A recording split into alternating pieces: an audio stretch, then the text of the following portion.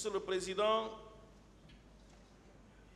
la requalification sollicitée par le parquet porte sur les incriminations qui n'étaient pas punies, en tout cas dans notre droit positif à l'époque des faits. Et Monsieur le Président, je vais vous rappeler, vous verrez à la page 12 de l'arrêt numéro 23 du 18 mai 2018 de la deuxième chambre de contrôle de l'instruction. Ce n'est pas Maître Pépé Antoine Lama qui parle. Ce n'est pas la défense du capitaine Moussa Dadis qui parle. Ce n'est pas le capitaine Moussa Dadis qui parle. C'est le dossier qui vous parle. C'est l'arrêt de la Cour d'appel qui vous parle. Cet arrêt dit ceci.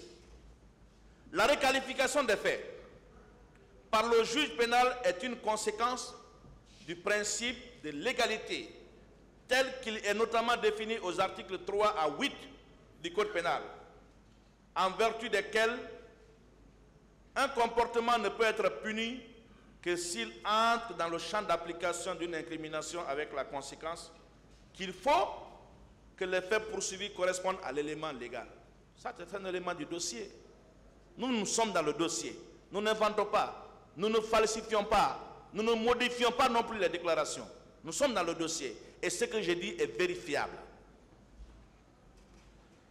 Le même raisonnement est repris par l'arrêt numéro 6 du 25 janvier 2019, à la page 14,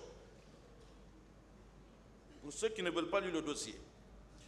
Considérant que les crimes commis au stade ont été sous l'empire de la loi L 98/036 et 037 du 31 décembre 1998, toutes portant code pénal et code de procédure pénale, mais considérant que les demandeurs, quant à eux, reprochent à l'arrêt attaqué la violation de la loi L/2016/059 du 26 octobre 2016 portant code pénal en ses articles 194 et 195, qu'au moment des faits, la dite loi n'existait pas dans la législation guinéenne.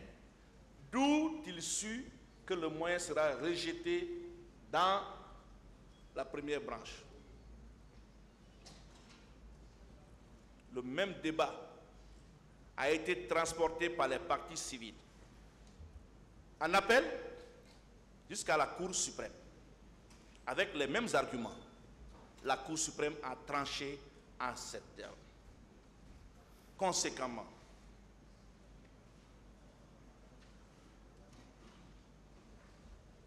il s'agit là des décisions rendues, Monsieur le Président, honorable assesseur, par les juridictions, y compris celles chargées d'assurer l'unité jurisprudentielle dans l'interprétation de la loi.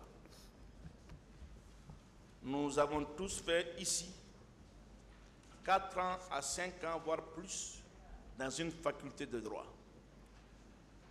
Il a toujours été enseigné, et ce n'est inconnu de personne, que la Cour suprême est la plus haute instance judiciaire du pays et qu'elle a pour mission, entre autres, d'assurer l'unicité de l'interprétation de la loi.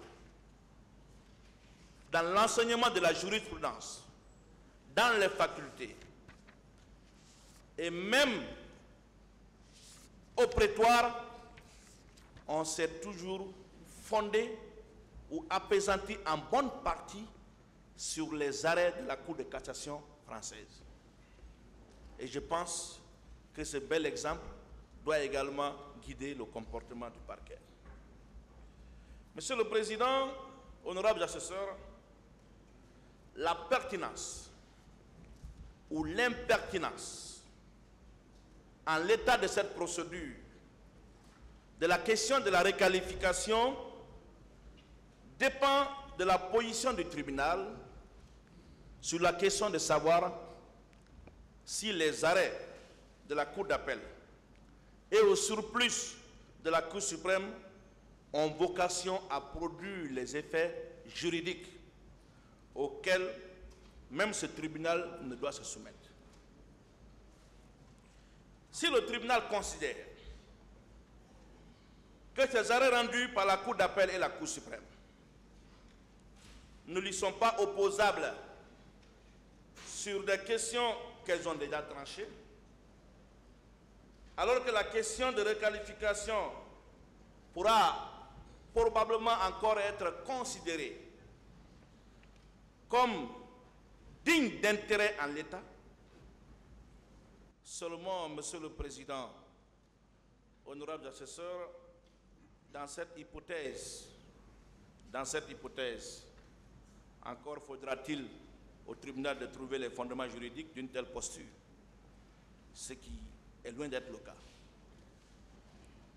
Mais si inversement, le tribunal considère à raison, puisque cela est conforme au droit, qu'il a pour mission de dire que les arrêts de la Cour suprême produisent les effets que les tribunaux ne sauraient ignorer dans leurs activités judiciaires, la question de la requalification, déjà réglée, quoique étrangement soulevée par le ministère public, deviendra sans objet à cette étape de la procédure, au vu des différents arrêts que nous venons de citer. Par ailleurs, Monsieur le Président, le principe de la légalité des délits et des peines est aussi reconnu à l'article 12 de la Charte de la transition. Quelques mois après le 5 septembre 2021, on a entendu un officier supérieur de la gendarmerie dire « Quand on veut, on applique la loi. Quand on veut, on ne l'applique pas. Nous sommes dans une période d'exception. » Est-ce que cette phrase qui a inspiré le parquet en disant qu'étant donné que nous sommes en transition, c'est quand le parquet veut, il va appliquer la loi, c'est quand il ne veut pas, il décide autrement. Ce n'est pas un tribunal de transition qui est là. Ce n'est pas un tribunal qui s'inspire des règles du désordre. C'est un tribunal qui marche sous la loi. Monsieur le Président, l'article 12 de la Charte de la transition est très clair. Nul ne peut être arrêté, inculpé, ni détenu que dans les cas prévus par la loi promulguée antérieurement à la commission de l'infraction qu'elle réprime. Les arrestations et les détentions arbitraires sont interdites par la loi. Monsieur le Président, au centre de la question de requalification abusive en l'état de la procédure, qui paraît banale aux yeux du ministère public, se trouve un principe essentiel de l'administration de la justice.